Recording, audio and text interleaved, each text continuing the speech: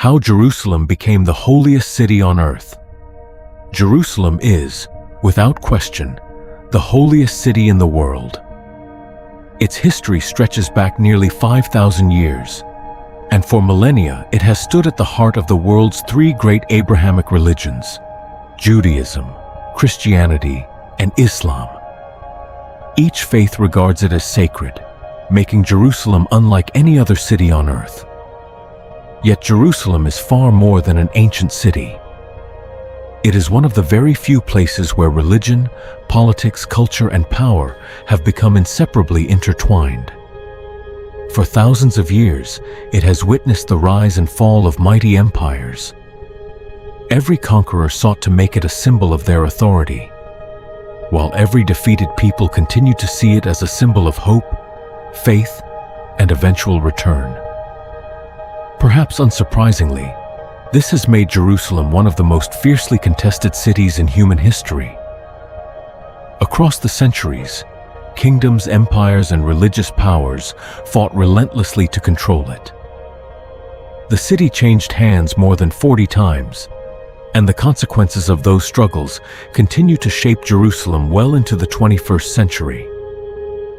But how did a small settlement built around a single freshwater spring become one of the most politically and religiously disputed places on earth?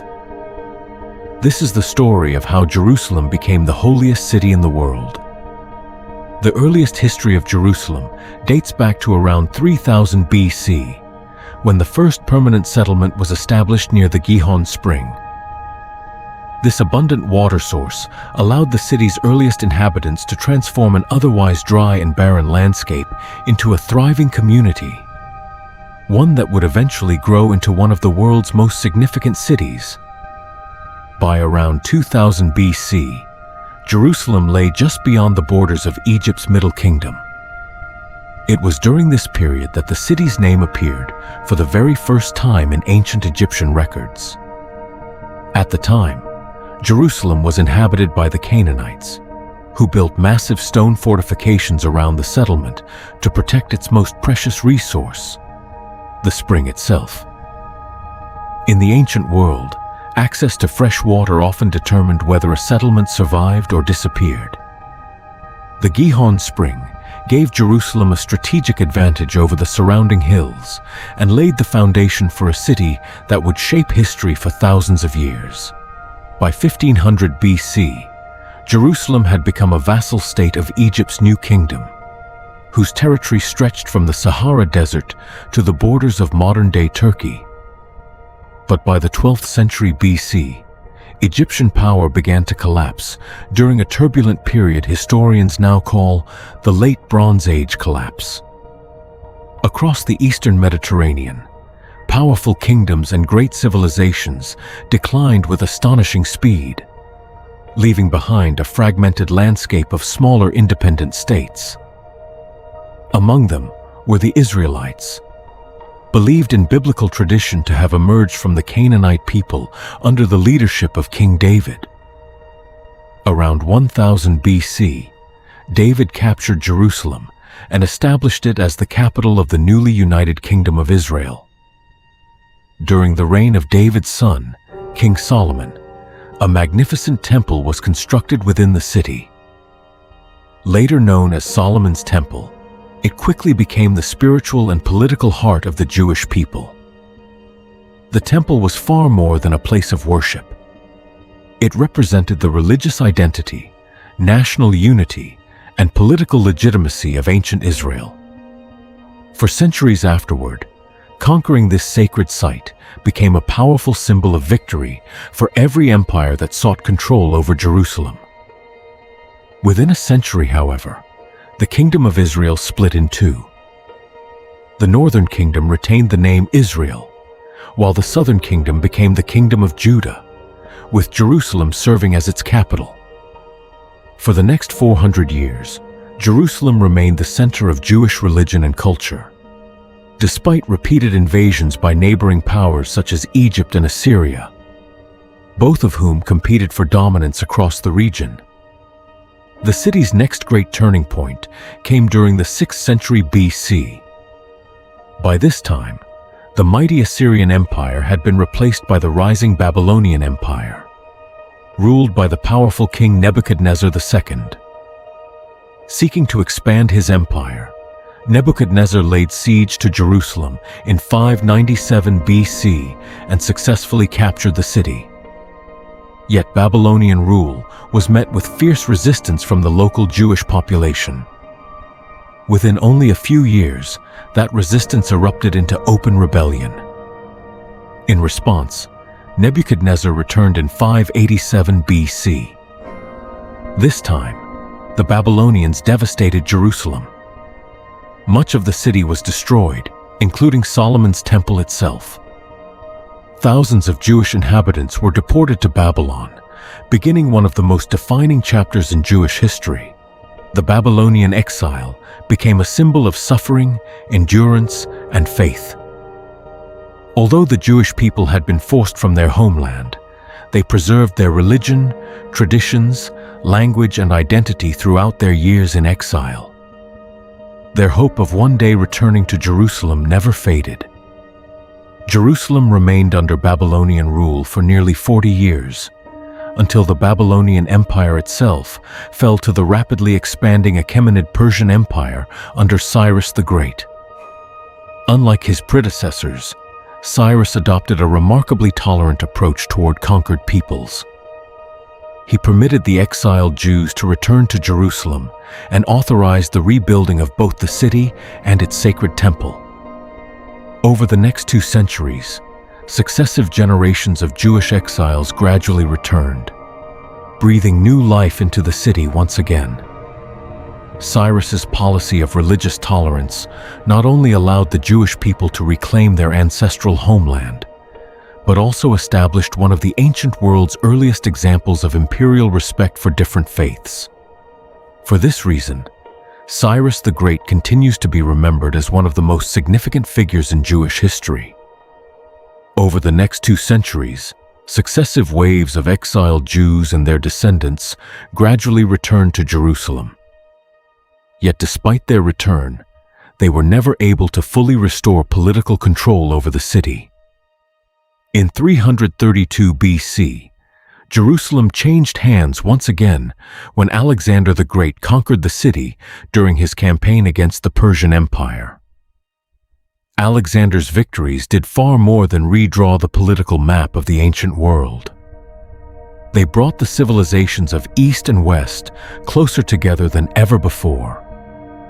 Greek language, philosophy, architecture, and culture rapidly spread across the region, leaving a lasting impact on Jerusalem's society and way of life. However, Alexander's vast empire proved to be short-lived. Following his death in 323 BC, his empire was divided among his generals. Jerusalem initially fell under the rule of Ptolemaic Egypt, but after centuries of continuous warfare, it eventually passed into the hands of the Seleucid Empire in 198 BC. Throughout the Ptolemaic and Seleucid periods, many Jews in Jerusalem gradually embraced elements of Greek culture and traditions. Not everyone welcomed these changes. As traditional Jewish customs and religious practices came under increasing pressure, tensions continued to rise. By the 160s BC, those tensions erupted into open rebellion. The uprising was led by a Jewish resistance movement known as the Maccabees. In 164 BC, the Maccabees successfully recaptured Jerusalem and restored Jewish worship in the temple. This historic victory is still commemorated today through the Jewish festival of Hanukkah. Known to history as the Maccabean Revolt, this uprising became a powerful symbol of Jewish religious freedom and national identity. It revived the hope of self-rule and demonstrated the determination of the Jewish people to defend their faith and their sacred places at any cost. Following the revolt, Jerusalem first became the capital of a semi-autonomous state within the Seleucid Empire, before eventually serving as the center of the fully independent Hasmonean kingdom, which endured for more than a century. But this period of independence would not last forever. In 37 BC, Herod the Great captured Jerusalem and established himself as a client king under the rapidly expanding Roman Republic. Roughly 30 years later, Rome formally annexed Jerusalem into its empire, making it part of the province of Judea under direct Roman administration. Under Roman rule, Jerusalem was no longer merely a religious center. It also emerged as one of the most important administrative and commercial cities in the Eastern Mediterranean. Merchants, officials, and travelers from across the empire brought with them different languages, cultures, and traditions, transforming the city into an increasingly diverse society. By the beginning of the 1st century AD, Jerusalem's population had grown to somewhere between 70,000 and 100,000 people. The overwhelming majority were Jewish. However, a small but rapidly growing community had begun following the teachings, crucifixion, and resurrection of Jesus Christ, becoming members of what would later develop into Christianity. As a result, Jerusalem became the birthplace of the early Christian faith. From here, the apostles spread the teachings of Jesus and established the first Christian communities, laying the foundations for a religion that would eventually spread throughout the Roman world. Although early Christians were few in number, their message expanded remarkably fast. Within only a few generations, Christianity had spread across much of the Roman Empire, while Jerusalem became one of the faith's most sacred places. Yet Jerusalem's growing religious importance also brought new challenges. The Roman authorities, who still practiced paganism, regarded both Judaism and the emerging Christian movement as potential threats to imperial authority. As a result, restrictions on religious practices became increasingly severe. In 66 AD, the Jewish population of Judea rose in revolt against Roman rule, triggering what became known as the First Jewish-Roman War, or the Great Revolt. Since Jerusalem stood at the heart of the rebellion, it soon became the primary target of Rome's military campaign. After a brutal 5-month siege in 70 AD, Roman legions recaptured the city and destroyed much of it to prevent any future uprisings. During the assault, the Second Temple was completely destroyed. Only part of its outer retaining wall survived. Today, this remains known as the Western Wall, one of the holiest sites in Judaism. The destruction of the Second Temple marked one of the most defining moments in Jewish history. It transformed Jewish religious life forever and accelerated the dispersion of Jewish communities across different parts of the world. Following the destruction, the Romans rebuilt Jerusalem as the colony of Aelia Capitolina. Jews were almost entirely banned from entering the city, except on a few designated holy days. The ban sparked another major Jewish revolt in 132 AD, but Emperor Hadrian crushed it with overwhelming force. Determined to erase Jerusalem's Jewish identity, Hadrian further Romanized the city by constructing a grand public forum and building a temple of Jupiter on the very site where the Jewish temple had once stood.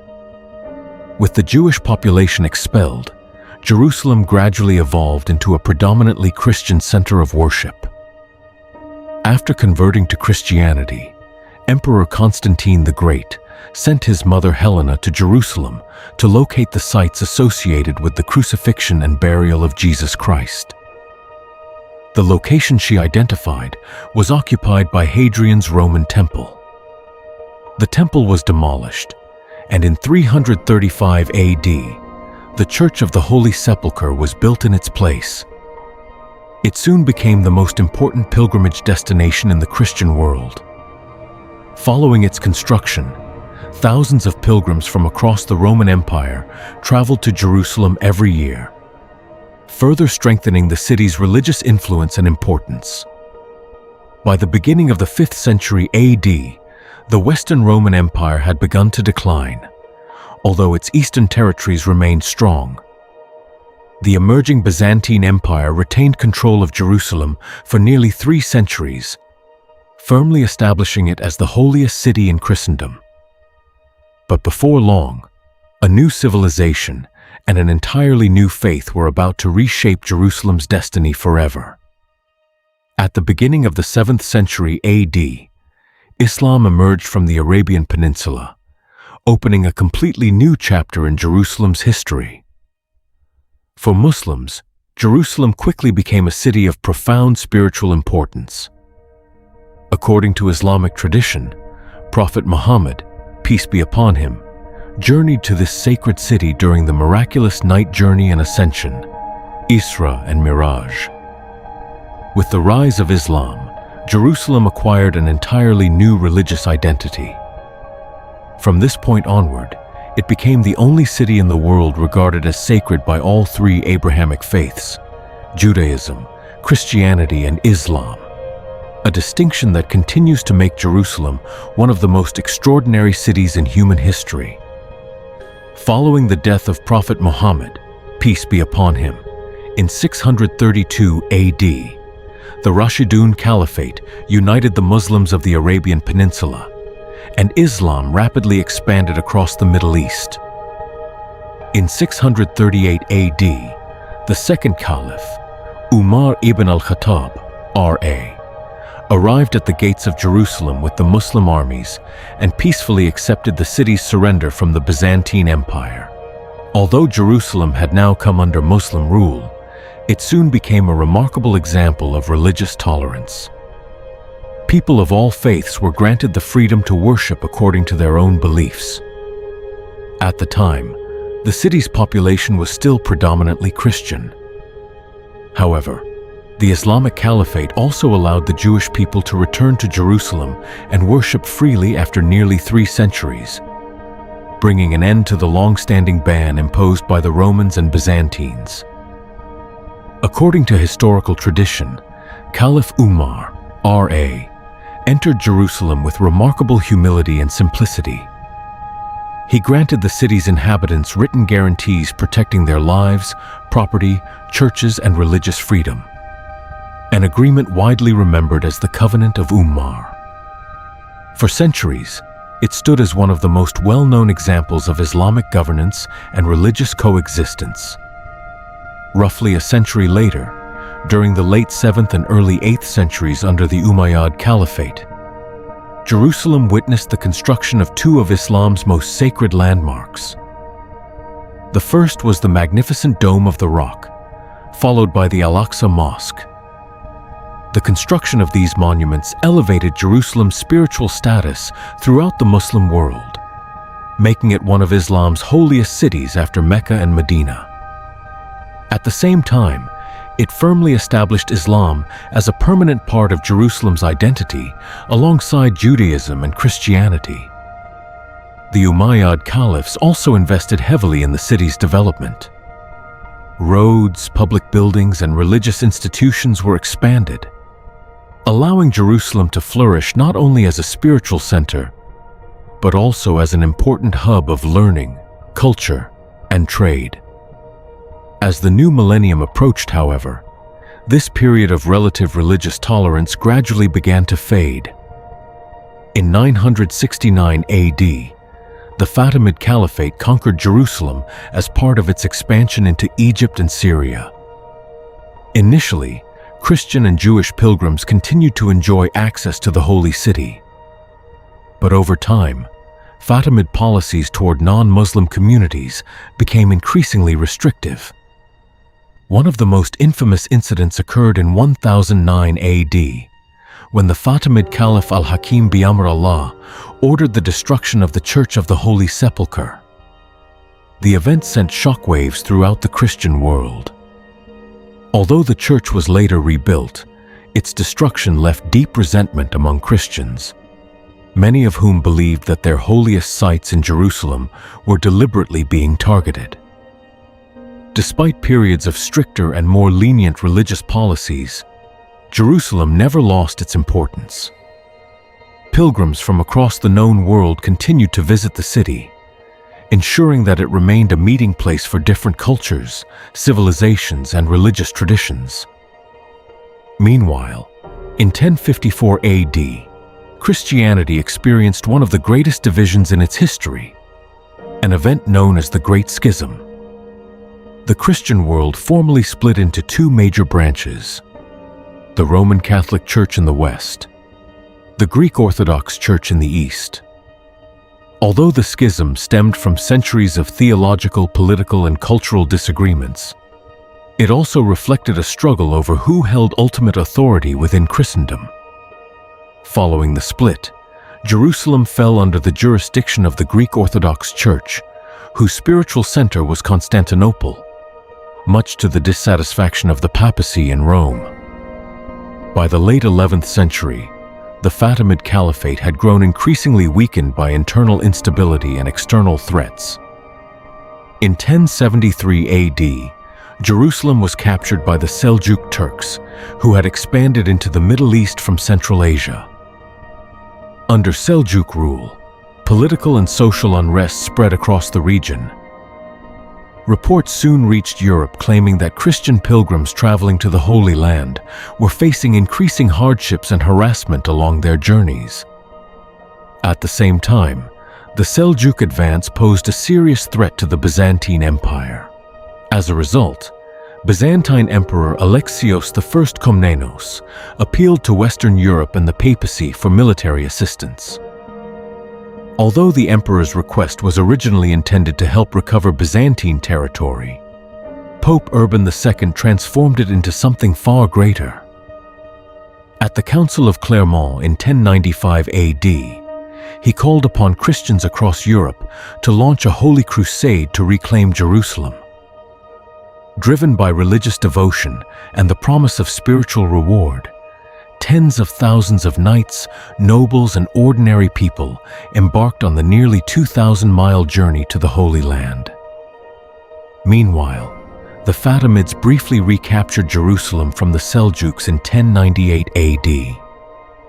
But just a year later, in June 1099, the armies of the First Crusade arrived outside the city's walls. After several weeks of siege, the Crusaders finally breached Jerusalem's defenses on July 15, 1099. Once inside the city, they carried out a devastating massacre, killing large numbers of Muslim and Jewish inhabitants. Following their victory, most Crusaders returned to Europe. Others remained behind and established the Kingdom of Jerusalem, one of several Crusader states founded across the Middle East. During Crusader rule, the Church of the Holy Sepulchre was extensively rebuilt in the Western Romanesque style, while the Dome of the Rock, the Al-Aqsa Mosque, and several other Islamic holy sites were converted for Christian use. The Crusader conquest also led to a dramatic increase in the number of Christian pilgrims traveling from Europe. To protect and assist these pilgrims, several powerful military religious orders were established. Among them were the Knights Hospitaller, headquartered near the Church of the Holy Sepulchre, and the Knights Templar, who established their headquarters within the Al-Aqsa Mosque complex. Although the Crusaders had secured Jerusalem, their control over the region gradually weakened during the following century. At the same time, Saladin, founder of the Ayyubid dynasty, emerged as the most powerful Muslim leader in the region. Determined to restore Muslim rule over the Holy Land, Saladin defeated the Crusader army at the Battle of Hattin in July 1187 before marching toward Jerusalem. After a siege lasting approximately 1 week, the city surrendered to his forces. Under Saladin's rule, several Christian buildings were converted for Islamic use. However, the Church of the Holy Sepulchre was spared and entrusted to the Greek Orthodox Church. News of Jerusalem's return to Muslim control prompted the launch of the Third Crusade. In 1190 AD, King Richard I of England and King Philip II of France led a massive campaign to recover the Holy City. Although they succeeded in reclaiming several Crusader territories, they ultimately failed to recapture Jerusalem itself. Throughout the 13th century, Jerusalem remained at the center of conflict between Christians and Muslims. In 1219 AD, the city's defensive walls were deliberately dismantled to reduce its military importance. Even so, successive European crusades continued to seek its reconquest. Although the Crusaders briefly regained Jerusalem between 1229 and 1244, their success proved only temporary. By 1291 AD, the last Crusader stronghold had fallen, bringing an end to Crusader rule in the Holy Land and marking the rise of the Mamluk Sultanate as the dominant power in the region. Under Mamluk rule, Jerusalem continued to attract pilgrims from all three Abrahamic faiths, although the city's Christian and Jewish populations had declined significantly. Nearly 3 centuries later, in 1516 AD, during the reign of Sultan Selim I, Jerusalem became part of the Ottoman Empire, ushering in yet another new chapter in the city's extraordinary history. During the reign of Sultan Suleiman the Magnificent, Jerusalem's city walls were rebuilt. This marked the beginning of a period of relative religious tolerance, during which synagogues, churches, and mosques peacefully coexisted in close proximity. Under Ottoman rule, Jerusalem remained relatively peaceful. However, as time passed, the city's political and economic importance gradually declined. By the 18th century, Jerusalem had entered a period of general decline and economic stagnation. By the beginning of the 19th century, Jerusalem had become little more than a small provincial town within the Ottoman Empire, with a population of only around 8,000 people. The city's inhabitants included Jews, Muslims, Christians, and Armenian Orthodox Christians, who lived in their own neighborhoods. Although the divisions between them were not entirely strict, Muslims lived near the Temple Mount in the northeast. Christians were concentrated around the Church of the Holy Sepulchre in the northwest. Jews lived near the Western Wall in the southeast. Armenians were settled around Zion Gate in the southwest. As the 19th century progressed, the Ottoman Empire began to weaken. This growing decline encouraged the European powers to turn their attention toward the Middle East, anticipating the opportunity to expand their influence. Several European nations re-established their presence in Jerusalem by constructing new churches, consulates, and other religious and governmental institutions. This renewed interest was not limited to European Christians. Increasing numbers of European Jews also began returning to Jerusalem. Many Jews fleeing persecution in Eastern Europe migrated to what they regarded as their ancestral homeland, hoping to live and worship freely in Jerusalem. By the 1860s, Jerusalem was still confined to an area of just 1 square kilometer, and its growing population had made the city severely overcrowded. As a result, proposals emerged to build new neighborhoods outside the ancient city walls. One of the earliest major developments was the Russian compound, which included an Orthodox church, a Russian consulate, and accommodation for Russian pilgrims. At the same time, new Jewish settlements also began to appear beyond the old city's walls. This movement was largely driven by influential figures such as Sir Moses Montefiore and Judah Touro, who encouraged the Jewish people to return to their ancestral homeland and establish a new national state centered on Jerusalem. By 1882, nearly 25,000 Jewish immigrants had arrived in Jerusalem, significantly changing the religious demographics of both the city and the surrounding region. At the beginning of the 20th century, the First World War finally brought about the collapse of the Ottoman Empire. In 1917, British forces captured Jerusalem, placing the city under direct British military administration for the next 3 years. However, Britain soon found itself facing a serious political dilemma. In the same year, it issued the Balfour Declaration, expressing support for the establishment of a national home for the Jewish people in Palestine. At the same time, Britain had already promised the Arabs an independent Arab state in return for their support against the Ottoman Empire during the war. To manage these conflicting promises, Britain established Mandatory Palestine in 1920, and in 1922, it officially received a mandate from the League of Nations to administer the territory. Over the next 25 years, Jerusalem's population grew dramatically from 52,000 to more than 165,000. Roughly one-third of the population was Arab, predominantly Muslim, while two-thirds were Jews arriving in increasing numbers from across the global Jewish diaspora. As a result, relations between Arabs and Jews deteriorated rapidly.